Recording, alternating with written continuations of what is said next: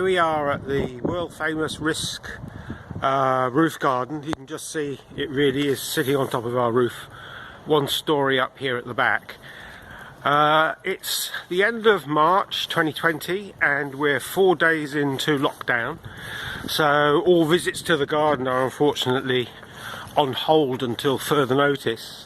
So here's your opportunity to see what the garden looks like in spring, and it's the first in a series of little YouTubes that we're going to do just to give you a flavour of how the garden changes over the seasons.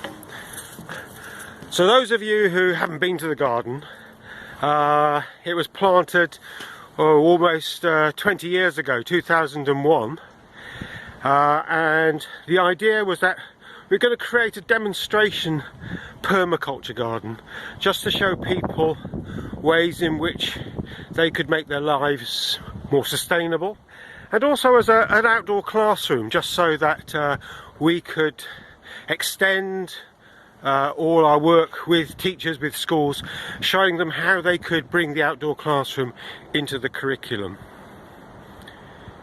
So you get a sense of what we mean by a forest garden. It really does look like a designed forest. So here you can see our canopy layer would be that big edible cherry. That arrived about 4 foot high, and its trunk was just a little finger's width. So just what you'd get from a nursery, a 2-year-old sapling, and you can just see how that has really matured over the last 20 years. And it's important to remember that this is all growing on just 1 foot, i.e. 30 centimetres of substrate, of soil. So everything you see here, all that amazing growth, is on a foot of soil. So that's the really surprising thing about this forest garden, is that it's all growing on a very, very shallow substrate. So those of you who are constrained by not having any real soil, you might have just a sort of tarmac school garden or something like that, then, you know, don't lose hope that this kind of planting, this kind of amazing diversity of planting is possible just on a foot of soil. Obviously some trees would do a whole lot better if it was a bit deeper, and certainly for the future, if we ever did another roof garden, then we try and build that into the design and find out from the engineers what we could get away with. So you can get an idea of the site.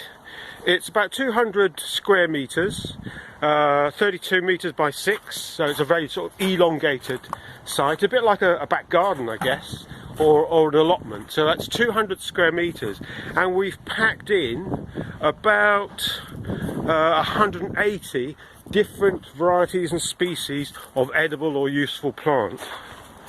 And you can see that the designer, who's a local permaculture designer, Paul Barney, he sort of made use of, or worked with, these skylights, which you can see, which were part of the original structure, because below we have our hall, where we have all kinds of events going on. So his design had to take in this sort of legacy of the existing building. So the other interesting thing about this roof garden is that it's a retrofit. So, you know, it's a whole lot easier to do something like this if you've got a new build.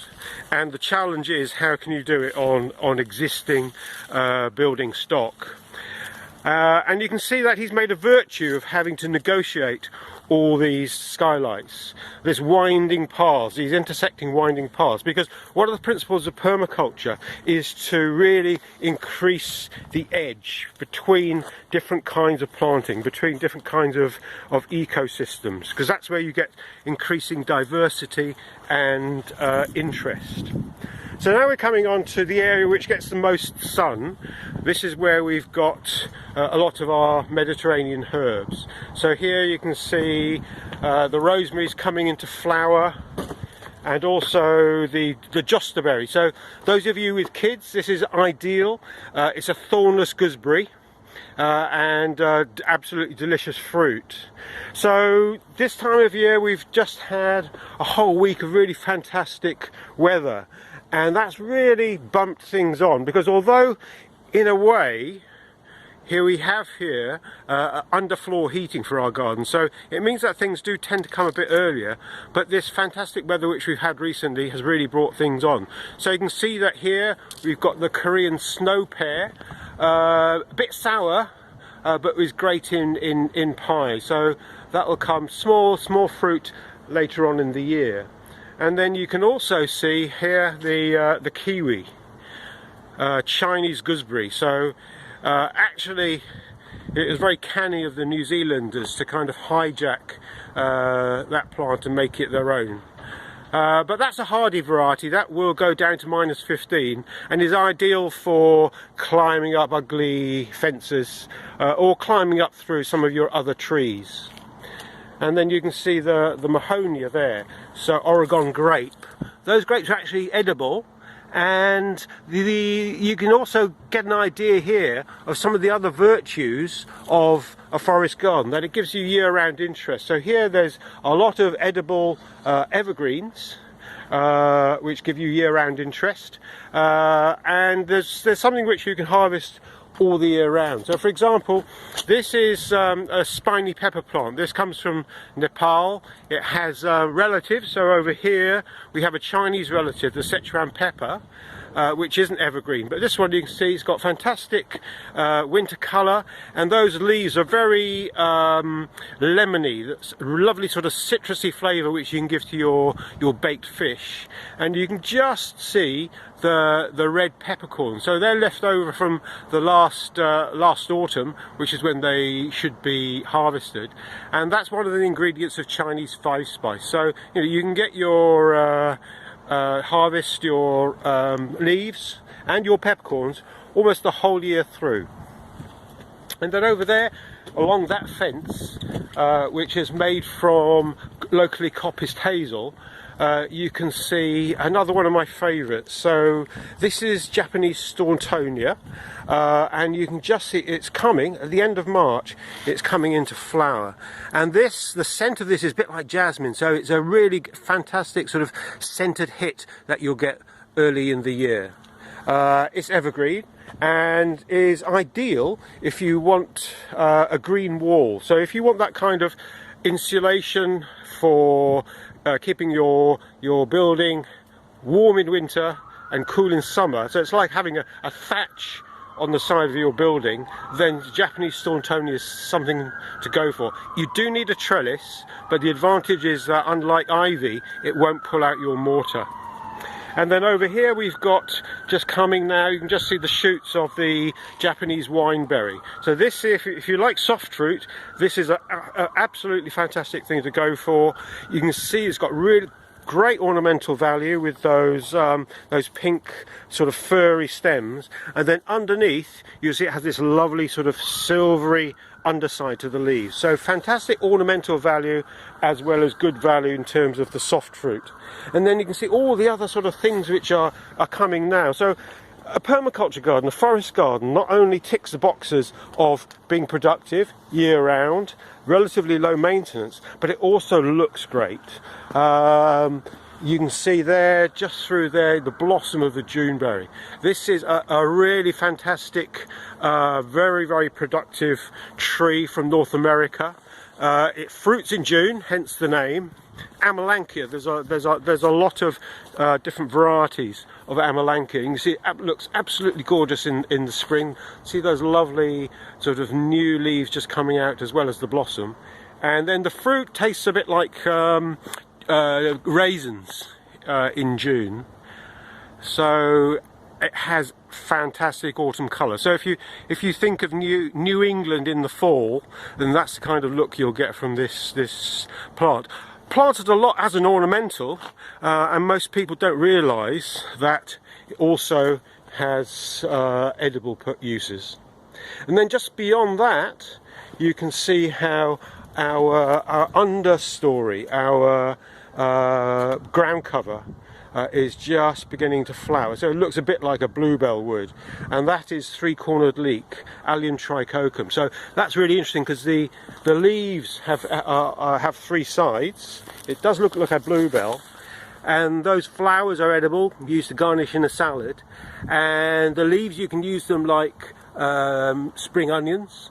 And they make a fantastic pakora as well. So if you mix that with some garam flour and deep fry it, absolutely delicious. And here you can see we have the wild garlic ransoms that are going to come soon. These are absolutely delicious with the new shoots of nettle to make a very nutritious soup. At this time of year you need something to perk you up. So you can get an idea here of what a forest garden looks like. It's sort of multi-layered. So you can see the ground cover, the three-cornered leek. You'll see these small trees. So here we have the quince, so what the owl and the pussycat took on their pea green boat. Absolutely delicious fruit in the autumn. And that makes really great quince cheese, so you can turn it into like a fruit leather, or poach it with cardamoms. Really fantastic. Goes well, mixes well with cooking apples. And then next to it we have another small tree. This is the medlar. So this comes from the Caucasus and is great value. So fantastic blossom, starting off white, turning pinkish as the blossoms age, and then in the autumn, so this is, you know, great late harvest, starting October, November, the fruit is ripe, ready to make sorbets, ice cream, as well as chutney. So really good value. And then next to it you can see another evergreen. That's the loquat. So this comes from China. It likes long hot summers. So with climate change, this is a fruiting tree which may well come into its own. So this has superb scented flowers very early in the spring. So if you get a warm February, you'll get some absolutely fantastic scent in your garden. And next to it we've got the black bamboo, Phyllostasis nigra. So that has all the fantastic virtues of bamboo. Looks great. You can beat children, feed your panda, and also get the shoots. You just boil them up, get rid of the bitterness, and you can see here the combination, which is one of my favourites, where you combine the black stems of the bamboo with the wild garlic. So when those flower, you get these sort of bursts, starbursts of white against the black stem. So another sort of aspect that people often forget about in forest gardens is that, you know, they look great. And so all the talk there is now about forest bathing, about spending time in forests just to commune with nature, to just sort of, you know, get in touch with the forest hunter-gatherer in you, then this kind of planting is the perfect way to get production, get outcomes, get output at lots of different levels. And this is another evergreen, so if you're thinking of planting a box hedge, don't. Put in Ugni mollini. This is Chilean guava. You can treat it like a box hedge, but you get delicious, strawberry flavoured, very delicious fruit. It's supposed to have been one of Queen Victoria's favourites.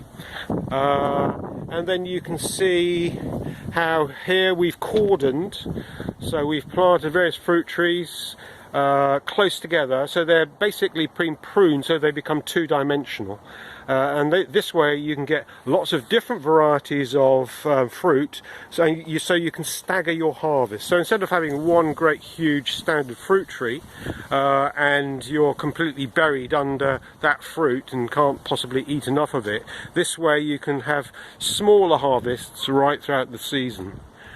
And here this lovely blossom of our plum. So you can see how Mary has tied down the tips so they bend down, and that stimulates the fruiting spurs so that we increase the harvest. So these are all the little ways in which you can play with nature, that you can trick nature in order to get greater productivity, both the pruning and then also how you train the plants.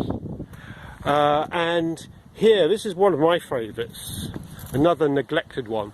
This is the strawberry tree, another evergreen, superb colour, the bark, sort of cinnamony coloured bark, evergreen, and delicious fruit in the autumn. And it's a great pollinator. It has lovely flowers, look a bit like heather, and they attract the bees. So a great pollinator as well as good ornamental value, and a decent sized tree. I mean, can grow to 8 meters or so. So remember, this huge tree arrived as a tiny little sapling 20 years ago, and this is all growing on 30 centimeters of soil. So hopefully that will give you just an idea of what you would have seen if you'd have come to one of our open days. And just one last treat, going into our greenhouse. So this is where we overwinter some of the less hardy plants, and there you can just get a glimpse of a couple of our lemons. So it's quite interesting that there are now there are some nurseries in France that are selling hardy citrus. So if those of you who want to grow your own ingredients for a G&T, then that's something which you can grow your own. So we'll be doing these right throughout the year, so just so that you get a sense of how the forest garden develops through the seasons and provides that year-round interest that I keep on about.